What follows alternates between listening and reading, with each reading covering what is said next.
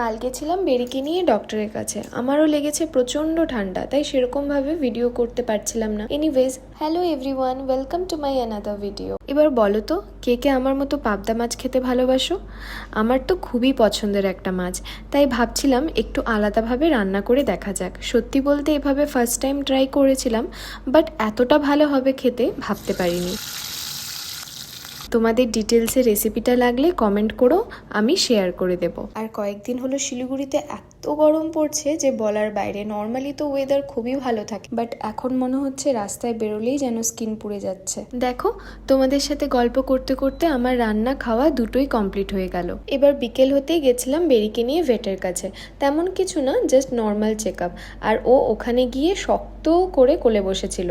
আসলে ওকে তো এখনো অবধি তেমন বাইরে নেওয়া হয় না, তাই নতুন জায়গা দেখে একটু ভয় পেয়ে যায়। এরপর আমাদের রাতে থাকে একটু মুভি দেখার প্ল্যান, তাই বাড়িতে এসেই ফ্রেশ হয়ে বেরিয়ে যাই আমরা সিটি সেন্টারে আইনক্সে। আমাদের নাইট শো ছিল দেখে সেরকম একটা ভিড় ছিল না। ইন্টারভেলের টাইমে আমরা একটা সামোসা চাট, ভেজ ফ্রাইড মোমো নিয়েছিলাম, আর এটাই ছিল আমাদের কালকে রাতের ডিনার। কারণ আমরা যেহেতু নাইট শোতে এসেছিলাম, তাই ভেবেছিলাম বাড়িতে গিয়ে আর কিছু খাবো না। সো আজকে একটা ছোট্ট ভিডিও তোমাদের সাথে শেয়ার করলাম। দেখা হচ্ছে অন্য কোনো ভিডিও।